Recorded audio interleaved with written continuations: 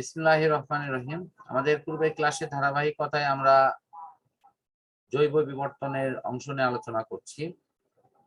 আমরা পূর্বের আলোচনায় দেখেছি যে পৃথিবীতে জীবনের উৎপত্তিটা কিভাবে হয়েছে এবং সেটার সূচনাটাই আমরা সমুদ্রের পানির খুব কাছাকাছি থেকেই জীবের ফার্স্ট সূচনাটা হয়েছে বলে সব বিজ্ঞানীদের একটি ধারণা। তারা অনুমান করেন যে প্রায় 260 কোটি বছর আগে পৃথিবীর বায়ুমণ্ডলে প্রচুর পরিমাণে মিথেন, অ্যামোনিয়া, হাইড্রোজেন সালফাইড এবং জলীয় বাষ্প, nitrogen, carbon die oxide gas ছিল, কিন্তু বাস্তবে অক্সিজেন ছিল না। তো অক্সিজেন না থাকলে তো জীবগুলোর কিন্তু যে বংশ বৃদ্ধি এবং তাদের যে বেঁচে থাকার যে বিষয়টি সেটি কিন্তু সুনিশ্চিত ছিল না। সেই বিষয়টি সুনিশ্চিত করার ক্ষেত্রে পরবর্তীতে যে পরিবর্তন আসে সেটি হলো আগ্নেয়গিরির অগ্ন্যুৎপাত। এর ফলে বায়ুমণ্ডলের তাপমাত্রা বৃদ্ধি ঘটতো এবং বজ্রপাতের ফলে অতিবেগুনি রশ্মির মাধ্যমে কিন্তু সেখানে পৃথিবীতে এই আবহাওয়া অংশের মধ্যে যে বায়ুর যে উপকরণগুলো আছে সেটা কিন্তু একটা পরিবর্তন চলে আসে। তো সেটা কি রকম? এই অংশগুলো মিলে যখন আমাদের আমিষের প্রধান উপকরণ অ্যামাইনো অ্যাসিড চলে আসলো, তখন সেখান থেকে নিউক্লিক অ্যাসিড তৈরি হলো। ল্যাবরেটরিতে কিন্তু আমরা এই প্রক্রিয়াটির প্রমাণ করা হয়েছে যে অ্যামাইনো অ্যাসিড এবং নিউক্লিক অ্যাসিড এগুলো মিলেই কিন্তু নিউক্লিয় প্রোটিন অণুর সৃষ্টি হয়। আর প্রোটিন সৃষ্টি হওয়ার অর্থই হচ্ছে তারা নিজেরা তাদের নিজেদের প্রতিরূপ গঠনের জন্য যে সক্ষমতা সেটি কিন্তু অর্জন করে এই প্রোটিনের মাধ্যমে। কারণ প্রত্যেকটা জীবের জীবনের সূত্রপাত এবং তাকে গঠন উপযোগী করার ক্ষেত্রে এই প্রোটিনের ভূমিকা কিন্তু সবচেয়ে গুরুত্বপূর্ণ। শিশু অবস্থায় আমরা নিজেরাও জানি যে প্রোটিন খাদ্যটাই কিন্তু একটা শিশুর জন্য সবচেয়ে মুখ্য খাদ্য উপকরণ। সেই ধারাবাহিকতার বিষয়টি কিন্তু এখানে উল্লেখ করা আছে।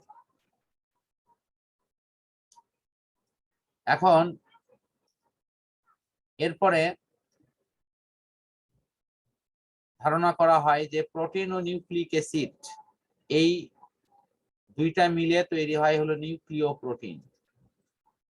নিউক্লিয় প্রোটিন থেকে সৃষ্টি হয় হলো প্রোটোভাইরাস এবং তা থেকে সৃষ্টি হয় ভাইরাস। এবং এই ভাইরাসের এমন একটা অবস্থা নির্দেশ করে যা কোনো কোনো সময় জীব এবং কোনো কোনো সময় জ্বরের বৈশিষ্ট্য বহন করে। আমাদের এখানে একটু কথা বলতে হবে যে এই ভাইরাস আসলে জীব না জ্বর, এটা নিয়ে কিন্তু এখনো বিতর্ক হয়। কারণটা কি? কারণটা হলো একটা জীবের যে বৈশিষ্ট্য সেটা ভাইরাসের মধ্যে কোনো কোনো সময় অ্যাবসেন্ট থাকে, আবার কোনো কোনো সময় এটি জড় পদার্থের বৈশিষ্ট্য ধারণ করে। যেমন একটি ভাইরাস যদি প্রতিকূল পরিবেশে পড়ে তখন তার বাইরের একটি সিস্ট আবরণী তৈরি করে এটা বছরের পর বছর তারা কিন্তু কোনো প্রকার খাদ্য গ্রহণ না করে, কোনো শারীরবৃত্তীয় প্রক্রিয়া না চালিয়ে তারা দিনের পর দিন কিন্তু বেঁচে থাকতে পারে। এই যে বেঁচে থাকলো এটি কিন্তু অনেকটা জড় পদার্থের মতো, কারণ জড় পদার্থের ওই সময় কোনো খাবারের প্রয়োজন হয় না, তার শ্বসন প্রক্রিয়া হয় না, তার অন্য কোনো জৈবিক প্রক্রিয়াও চলে না। তো এখানে জড় পদার্থের মতো কিন্তু ভাইরাসটি পড়ে থাকে। আবার এটি যখনই অনুকূল পরিবেশ পাবে সাথে সাথে ওই সিস্ট আবরণী ভেদ করে কিন্তু ভাইরাসের জীবকোষটি বাইরে চলে আসবে এবং এটি পোষক দেহ পাওয়া মাত্রই তারা কিন্তু তাদের বংশ বিস্তারের কাজটি সম্পূর্ণ করে ফেলবে এবং দেখা যাবে যে মুহূর্তের মধ্যেই তারা শত শত নয়, লাখ লাখ নয়, কোটি কোটি ভাইরাসের কিন্তু সৃষ্টি করে ফেলবে।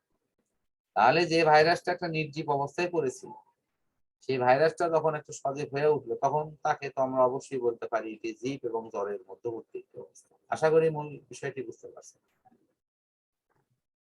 জি স্যার, বুঝতে পারছি।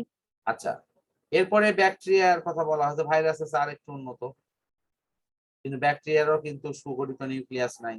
এর যে নিউক্লিয়াসের উপকরণ গুলো আছে সেটা নিউক্লিয়েট বলা হয়।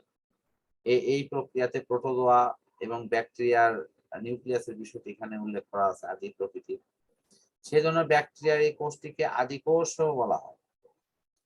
পরবর্তীতে প্রোটোজোয়ার দেহে দেখা গেল যে একটা সুগঠিত নিউক্লিয়াস তৈরি হলো এবং সুগঠিত নিউক্লিয়াস তৈরি হওয়ার অর্থই হচ্ছে সেটা নতুন ভাবে পরিবর্তিত হয়ে তারা সালোক সংশ্লেষণধারী নতুন উদ্ভিদের দিকে অগ্রসর, এবং এর অর্থ হচ্ছে তারা ক্রমান্বয়ে পরনির্ভরশীলতা থেকে মানে নির্ভরশীল অবস্থায় যায়, এবং এই সালোক সংশ্লেষণ প্রক্রিয়ার আশীর্বাদ স্বরূপ সেখানে কিন্তু অক্সিজেন সৃষ্টি হওয়া শুরু, এবং সেই অক্সিজেনটা আবার কি করে, সবার শ্বসন প্রক্রিয়া যে সমস্ত জীব বসবাস করে তাদের কিন্তু জীবনী শক্তি হিসেবে কিন্তু কাজ করে।